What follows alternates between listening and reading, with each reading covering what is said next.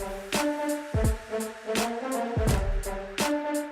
right, welcome back, everybody. This is episode 34 of Marketing Matters. Marketing Matters is, of course, our weekly web series here at OneSEO, where we talk about all things IT and digital marketing. I'm Anthony Kane, an SEO strategist here at OneSEO, joined by Lance Bachman, CEO, founder of OneSEO. We are the co-hosts of Marketing Matters. We occasionally have on some really special guests, like just last week when we had Bill Russell on, who's our VP of Client Relations. That was a really fun episode. But it's just Lance and I holding it down, supporting the birds. It's Super Bowl week here, so everybody's kind of buzzing around. But did the Eagles win or no? They win. Rachel? Oh, yeah. Paoli? They win. Okay. I think they got a pretty good shot. So what should be the reward? Because everybody's been asking me. They want off for the parade. Oh, here That's we go. all I've been getting. Do we get off for the parade? Well, let's let the people decide. So Tony, tell me what if the Eagles win, should these employees get off for the parade or not? All right. 'Cause I never got off. So let's hear what people have to say. Well, they never won.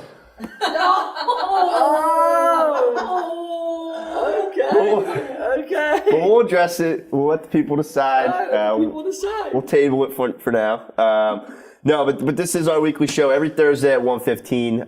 It's called Marketing Matters. We've got some changes in the works. We've kind of talked about it before. We teased it a little bit before. They're certainly coming, so don't worry. We're incredibly excited to roll it out. We just don't want to do anything too premature. We want everything to be aligned, and then we're going to kind of unleash everything. So we're excited though.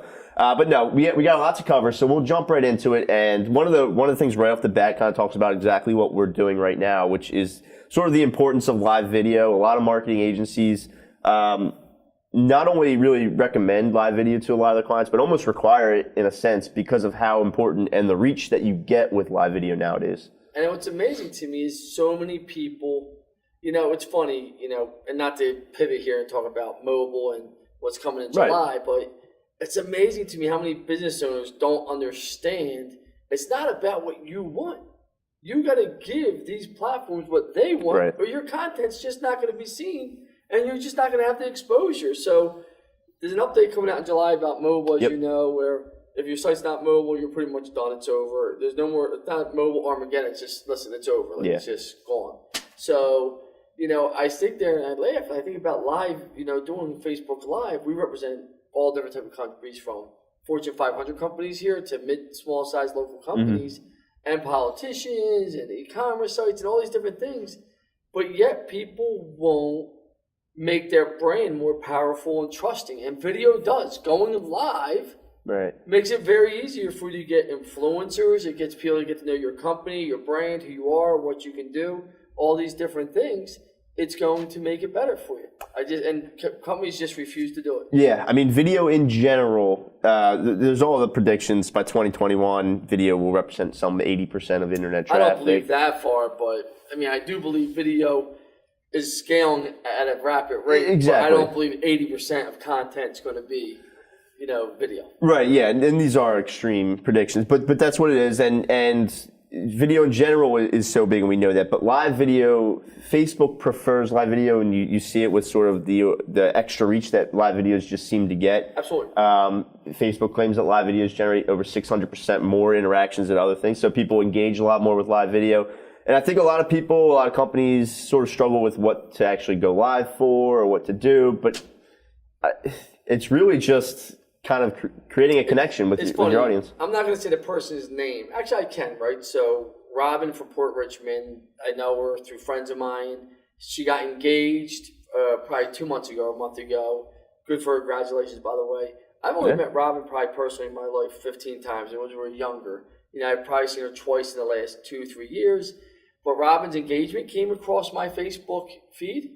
Okay, it's the only thing of Robin's. And then yesterday, she's on vacation in like St. Martin's or something. She comes across my feed, and there's literally 37 comments. Right. And I'm like, people don't realize that live feed gets so think about what Facebook really wants to do. Marriages, engagements, babies, what things, congratulations things that get momentum, right? Right. Or the train wreck. The best one I love is I'm single. Yeah. I'm single, right? You go from relationship status to single. All of a sudden, that blows up like an atomic bomb. That gets some reach, yeah. Yeah. Not only does it get reach on Facebook, it gets reach on group text threads. Ding, everyone see this person's single now. For guys and girls, you know you do it too. Let's be honest. So, video is so strong. Why don't people use it? It's amazing to me. Amazing. If I'm a realtor, if I'm selling jewelry, if I'm a lawyer, I would be using Facebook, a politician, Facebook. I mean, Trump's the perfect example. I mean, I hate to say it whether you like Trump or not. He's taking people away that can, spin the truth, tailor the truth, can edit the truth. It just goes right to Facebook Live now on Instagram and says, here, this is what I'm telling you. This is what it's about, my brand. Whether you like him or not, he's doing that. You should be doing that for your own business also. Yeah, I mean, he's a perfect example of live video and who uses it. But yeah, I mean, how-tos, tours, FAQs, build credibility. Interactions with customers, whatever it might be, it creates such a strong connection with your audience at that point. Well, not even that. You're going to, your brand. So Matt Rathberg, he's over in New Jersey. He's a client of ours. I was watching the Eagles go live from Minneapolis about an hour ago. And I saw Matt was on. I was like, yo, Matt, what's up? And all of a sudden, we just started communicating, talking on the live feed, which most people don't know you can do that. You can actually interact on the live feed with other people in your circle. We're like, what do you think? What do you think? And that's what a brand should be doing, even on a local level. Yeah, and I mean, nowadays you can go live on Instagram, you can go live on YouTube. Obviously, Facebook's probably the biggest platform as far as live. YouTube is trying to do a lot, but Facebook's still going to be most likely your go-to, because obviously you're probably picking a platform to go live on. And think about this. Would you rather read content and figure out what the message is, or when you see somebody come through and it looks original, you're like, man, what are they doing? Oh, yeah. What are they doing? All of a sudden, you listen for a minute, 30 seconds. Yesterday, Robin, I didn't listen to the whole thing, what she was saying. I watched about 40 seconds of it. She was, I think in St. Martin, she said it's busy here, but, and she was saying thank you, everybody congratulated her. She might have got married, actually. I didn't pay attention. Right. But the point is it's somebody I know, but I don't know, Demi, but she came through my feed. The same thing with businesses now. You have to start producing good content, and it builds credibility. Absolutely, yeah. And it's also, live video just resonates with people a little more because it's anticipation. They really want to see what's going on. Like, one of the most famous live videos ever on Facebook, I think it might still to this day be the most popular live video, was, I think BuzzFeed put a bunch of like goats or sheep in their boss's office and had just a camera sitting in there. It was live, and they were waiting for their boss to get into work, but it was like, he kept getting delayed, and then he would go and get lunch. But so everybody, it just started to build up. Everyone sort of coming into the live feed to wait to see what was going to happen. And, it's just little things like that, kind of trying to work in little quirks. But, it all goes back to the live. Absolutely. I'm a big believer in it, clearly. Yeah, clearly. Every Thursday. So this is sort of a fun, interesting story that kind of caused a lot of buzz, and some people making predictions on whether they think it's going to work, whether they think it's going to flop. We know a lot of tech companies have tried to do this in the past as well. But Amazon, along with JP Morgan Chase and Berkshire Hathaway, are kind of combining forces to create their own little healthcare package company program type thing. I think, healthcare is a hot topic in this country, whether you're to the left, you're to the right, or you just don't know if you're on this planet at this point.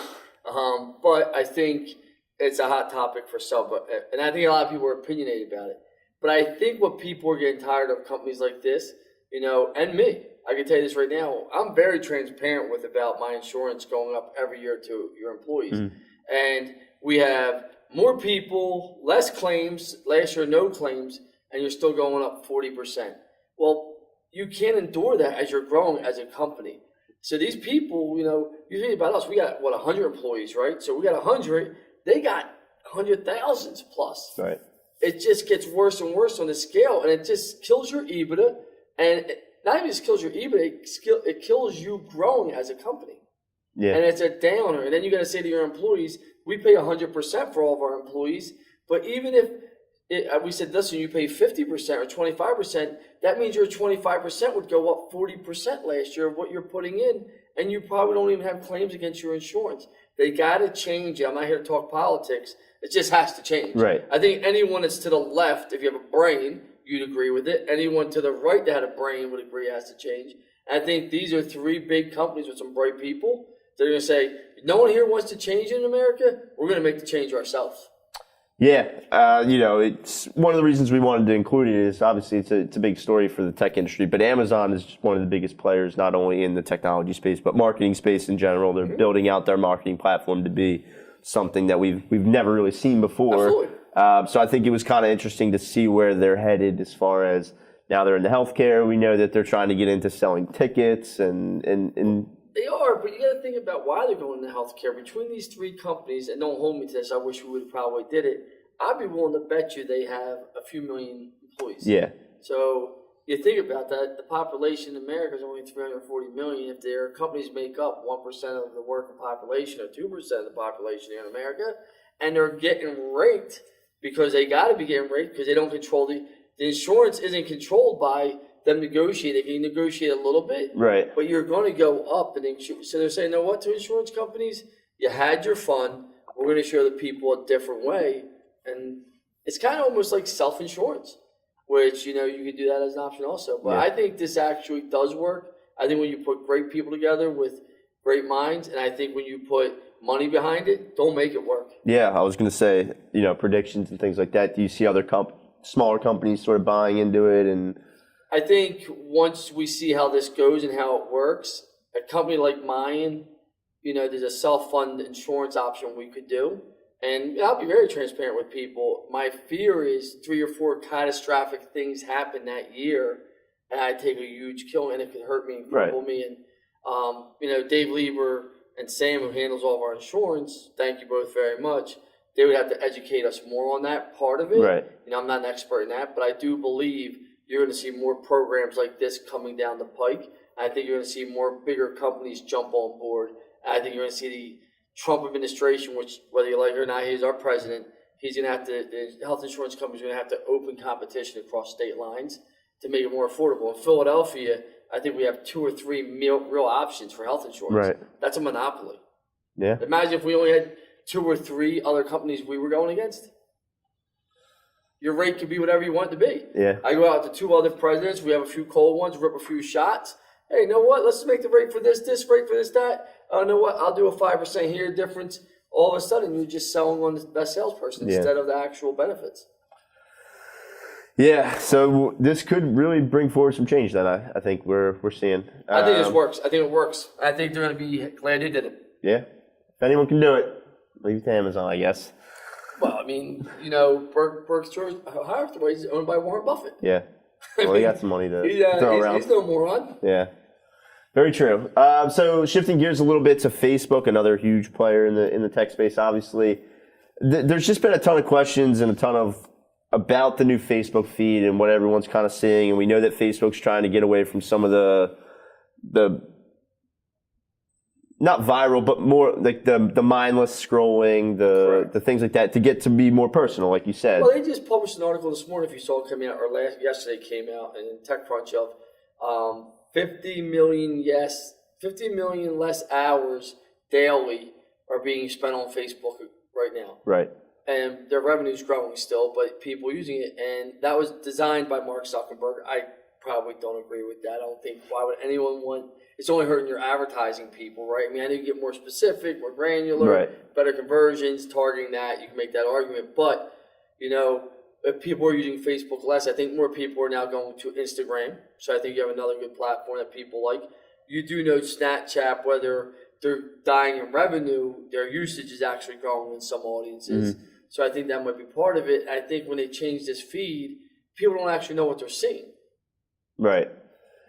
Yeah, so perfect example, we'll get to the feed, and you mentioned Instagram. I think Instagram at this point is just really, really killing it. It's sort of like everyone's best self on Instagram, whereas Facebook's like your whole life. Instagram's where like you make it your best self. So I think everyone sort of is gravitating to Instagram right now, which is just, it makes a lot of sense. But yeah, Facebook, the feed, a lot of people don't really know what they're getting, but even like businesses and things like that aren't sure how it's affecting them. Are they being seen less? Are they, being not shown at all, or whatever it might be? And just, there's all this talk of local news. Facebook's trying to promote a lot of local news and community and things like that. So To be clear, and Facebook actually made another announcement after the feed to kind of say, like, hey, this isn't strictly for publishers and news sites. Right. We mean like local community. We mean like local businesses, things like that. So if your business attracts a lot of users from, we get a lot of area. A lot of our, I'm sure a lot of the visitors to our Facebook page and our website are from Philadelphia, Bristol, this area. We're going to be shown more in those areas because we are local to that community. Correct. So, and that's where, but it has to be relevant to them. Exactly. And that's what people, so if someone is interested in digital marketing, especially when Experience Works, and they love digital marketing, and they're constantly reading news about digital marketing and stuff like that, and they're close to us in proximity, have people that are in common or second or third connections to us, we might appear in their news feed. Exactly, yeah. And they're trying to make it more off of artificial intelligence, interpret it, what you would want to see and use. But I still don't think a lot of small, mid-local businesses are going to come up with that local feed because they don't have the following on Facebook and Instagram. And that's the issue. Exactly, and we're seeing a larger shift to a lot of people putting more and more money behind their ad spend to sort of compensate engagement, or not only engagement, just visibility in general. And you mentioned it. I mean, Mark Zuckerberg clearly stated that he's okay with people spending less time on Facebook, which again, I agree with you. I'm not really sure why anybody would want. Well, it's like your girlfriend breaks up with you and all of a sudden you're like, I didn't want to be with her anyway. Yeah. What? Well, that's what you told me last week. So he anticipated, quote unquote, people spending less time on Facebook. But the reality is, people are going to have to shift to ad spend, but the ad spend is going to hurt a little bit if people spend less and less time on Facebook. Well, I actually just gave the edict to Britt and Bernie and them on my team and Rachel. Listen, unless we're boosting or putting ads on Facebook and Instagram, I really don't want us posted daily. I don't see the value in getting a few engaged. And no matter how cool, it's just not being seen organically. They told us that. Yeah. Right? They're telling us organically we're taking you out of the feeds. Yeah. I mean, when's the last time you saw an organic post in your feed from another business? I mean, yeah. You're right it's like saying you saw none in a bar doing shots. 20. Last time you saw that? 20,000 likes on a Facebook page doesn't mean 20,000, people are going to see it either. It's completely changed, and this predates this whole conversation. This has been happening forever. The big metric, though, is people will still be like, we just had a company 2 weeks ago said, we didn't get many more likes on my Facebook page. And I sat there and I thought, and this is the head of the marketing for a probably $30 million company. Right. And I looked at him and I was like, dude, I wanted to say, your boss should fire you immediately if that's your metric, Facebook likes. Facebook. And I'm like, well, yeah, you didn't get that many more Facebooks but 79 people just last week came back from Facebook to your website, 6 turned into email conversions, and they were leads. Here they are. And he was like, oh. I'm like, but you're worried about the like because that's what you can see at a high level? Right. People just don't comprehend it. So it's metric dating, right? I mean, it's just if you can't follow the data and you don't understand it, and let's be realistic, it's gotten a lot more complex because now there's so much more tracking. There's so many more platforms, so many more assisted conversions, dwell time, and everything. A guy tried saying to me the other day, and for everyone watching, I hope you comment on this one. New users in Google Analytics shouldn't matter. It shouldn't be a KPI because cross devices messes it up for new users. Meaning, if you go to your cell phone, you never get it before tablets. I literally busted out laughing because it grew 14%. Organic only grew 5%. But KPI he wanted was the 5% organic, and that was it. Nothing to do with the users. I'm like, that's been around for 2 years, cross-devicing. That wouldn't change. What do you think? Somebody just got their cell phone today? But he really believed it, but people just don't know. Right. But he really believed it, and he said it as fact. Yeah, no, I was there. Oh, yeah, I just literally started laughing to myself. Yeah. I'm thinking to myself, that boss should fire this guy because, these people listen to this rhetoric and they don't know what to believe at this point. Yeah, no, and you're right. It is getting a lot more complicated, especially on the social media side with all the different KPIs and the metrics to look at. So Absolutely. It's really just a matter of whittling it down to what's going to be most important. So, but I don't think this is going to make it. The new feed? I think that they're constantly evolving the feed. I think they're going to see a change pretty soon, actually. I just don't, because I can tell you this. I see it.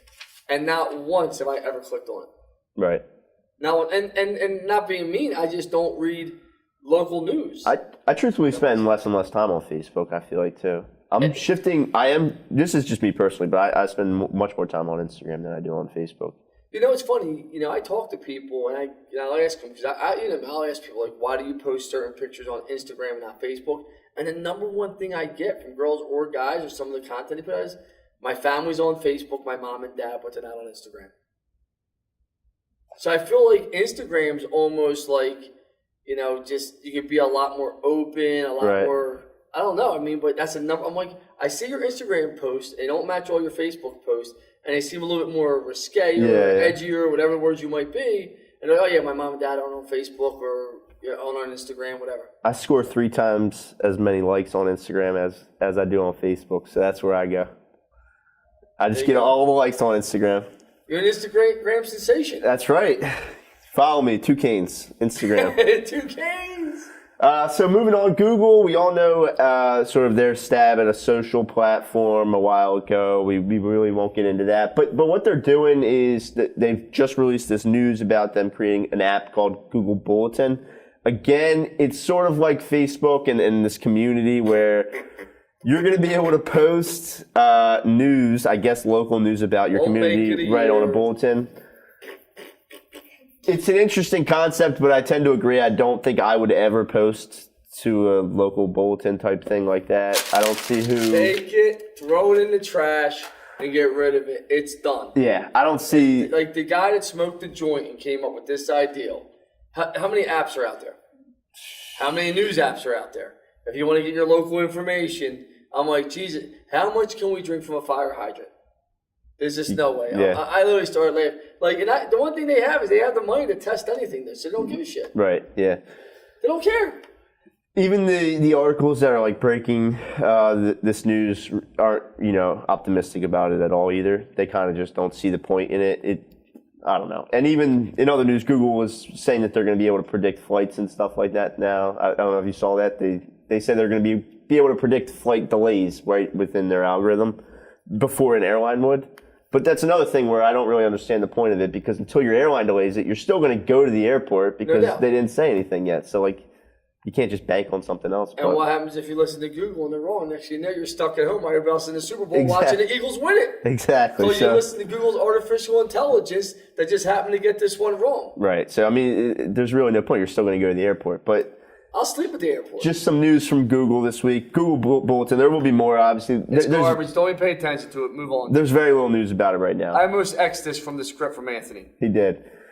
So there was a really interesting study on Adweek this week, and basically it kind of looked at it. Well, it did a great study on 33 countries. I think it did a couple thousand people or 20,000 people, where they said, well, let's take a survey of how much information people are willing to give up to have a great shopping experience or a great experience from a brand. The results were fairly predictable, but some things were shocking. I mean, for example, millennials are more likely to give more information than Gen Xers, who are more likely to give more information than the baby boomers, which makes sense. The younger you get, the more information they're willing to give up. Which I just think, I like to think of myself as a millennial, but not. Anyway, but I think it's just your generation's grown up with giving information, understanding you're being tracked, understanding all your movements. So you guys want the best experience. Tyler McAllister, we represent his dad. And they're great. McAllister HVAC company. Tyler's dad is an incredible guy, and they've been with us for years. I just was at the Flyers game with Tyler, and I said, my dad's so busy, and he's like, he won't use Google Assistant to get through his day, and that's all Tyler uses. Tyler uses the artificial intelligence for his meetings, where to be, what to do, all the alerts, everything, his whole life.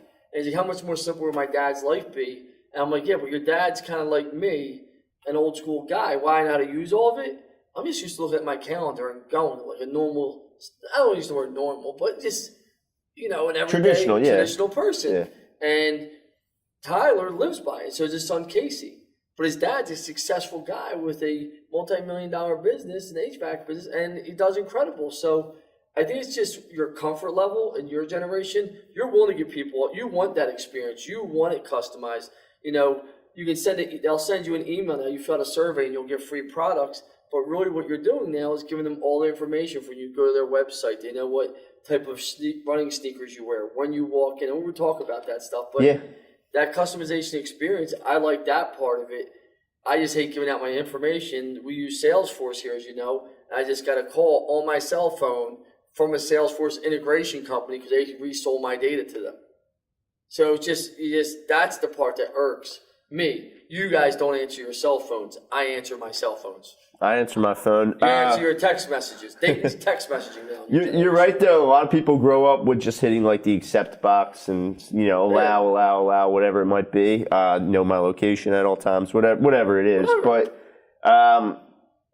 the trade-off is that you get a hyper-relevant, I guess, shopping experience. Absolutely, for example, a lot of stores are taking this. There's Melissa's Shoes in Miami. It's a pretty big shoe store in Miami, and they have this thing where essentially once you sign up for create an account there, you have a picture there. The process is getting a picture, getting facial recognition. Exactly. And it literally gets your whole entire history, gets everything you've done. So when you walk in, Anthony walks into the building, facial recognition clicks in and says, "Hey, Anthony, how you doing?" The sales associate right on the iPad knows everything Anthony likes, what they've done. Last product you bought. Yeah. Hey, are you here to refill your... you're an Abercrombie Fitch guy. No. These are Clarks. Oh, Clarks. Anthony, are you here to get another reset of those Clarks, something of the Clark products, or are you looking for something else? Right. You can have that, and all of a sudden, Anthony feels that much more important. It's personalized, and they feel their guard goes down because they know who Anthony is, and that experience. It's an amazing experience, and kudos to the shoe store in Miami that did it, because that's going to change retail, giving people that experience. Or another shoe store in Germany who will 3D scan your shoe as you walk in to kind of automatically give you the perfect product or the perfect mold or whatever it might be, which is just kind of mind-boggling. And then we even see it with Toys R Us. I haven't been in the Toys R Us in 20 years. I have, Anthony. 15 years, I'm sure you have. I have. But they're incorporating like virtual reality to just, if the kids love being there and they're engaging in that kind of, kind of technology, then parents are going to have to take their kids there. It's going to change and keep changing and changing. And I don't think people realize the personalization of your whole life in 10 years for everyone in your age group, and probably even my age group, is just going to be there at your fingertips. It's going to be up to you to do. Driving cars come out, in 2 years now, right? End of 19. Self-driving, yeah. So end of 19, and that's going to be legal. So that's part of it. Now you're tech now. Everything you do is the only thing. I'm waiting for them to do this to get me the treadmill. I just step on and it runs for me, and I lose 30 pounds. You do that, somebody, I'm going to be impressed. It'll probably be here. I hope it's here before I die. Yeah. No, but self-driving cars with Tesla and everything like that. But a huge other counterpart to this though is brands have to be more and more cognizant of the data that they actually have, protecting the data that they actually have, being secure. It goes full circle because in the study, a lot of people said that a lot of their concerns were exactly what you kind of said, is that their data is going to get resold. It's going to get resold. It's going to get misused or manipulated or whatever it might be. So it does come full circle, I think. I think really, my biggest thing is this, and by no stretch am I an IT guy like my partner Scott by any form. I'm a digital marketer. I have no problem saying that. But since Scott's become my partner, I knew people were unsecure and our data was unsecure. I'm just shocked by how many big corporate companies and even the small, mid-sized companies you do business with every day handing your credit card, and they tell you they're secure. They're not. Yeah, it's been eye-opening. It has been. It's been because I go on some of these meetings with Scott and I'm like, damn, you guys aren't secure at all. I'm like, my information's in this database. I know some of you people. Jesus Christ. Yeah. It's amazing to me.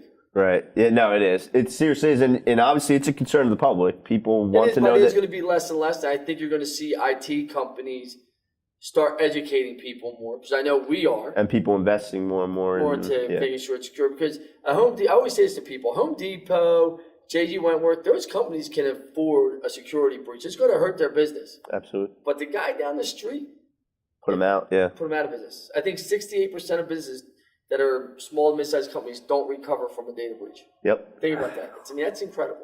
That's the personalization point. To wrap this up, yes, it's going to get better. You should use it. It's incredible. It's going to help you for getting served the right ads that you want to see, the right materials you want to see, and it's going to help the marketing companies get their customers better conversions. Absolutely. Well, the Eagles are in the Super Bowl, which is the football side. Obviously, the Super Bowl for marketers is sort of a huge time of year as well. What's your favorite Super Bowl commercial ever? Of all time? Oh, man, this is tough. Come on. Doritos is usually pretty good with the sliding glass door. So you're too young for the GoDaddy one, aren't you? I think so. Well, when they were like really risque. Really risque. Yeah, I kind of remember this. Come on, that's by far the best one. Well, this year I'm excited. There's supposed to be a huge new Dilly Dilly Bud Light commercial, so I'm excited for that. Amazon, I've already seen theirs, but it's pretty good. That doesn't sound crazy. What does Dilly Dilly mean? It's just like a cheers, salute, Dilly Dilly. I don't think it has a meaning. I've been so embarrassed to ask anyone. I'm like, no, what the hell with that? I see Dilly, Dilly, Dilly, Dilly. I'm like, well, it's just this whole Bud Light sort of. Is that from Philadelphia or is that national? It's national, but Bud Light kind of made a huge marketing genius play where they spun it and changed it to Philly because the Eagles were in the NFC Championship game. I was just trying to figure it out, man. Bud Light. Well, we're Michelob Ultra guys, so we wouldn't. I'm an Ultra guy. Yeah. But no, we are hoping for a big Eagles win for not only the Eagles, but for the city of Philadelphia. Obviously, it's our backyard, so go Birds. Let's go Birds. Let's have fun. Yes, and make sure to tell Lance what the employees need to get for a big Eagles win. So here's a question for you, Rachel. Who wins real fast? Birds. Nikki. Birds. What's the scores? I want to say like 33-21. That's Nikki? Healthy. I'll go 24-20. I think it's going to be close. Okay. Anthony Kane? What did I say last week? 28-21 or 28-20 or something like that? I say 31-10 still. 31-10 Birds. It's a healthy win. I hope so. But we'll be back next Thursday. Everybody enjoy your weekend. Enjoy the Super Bowl. We'll see you then. Have a good one, guys. Thank you.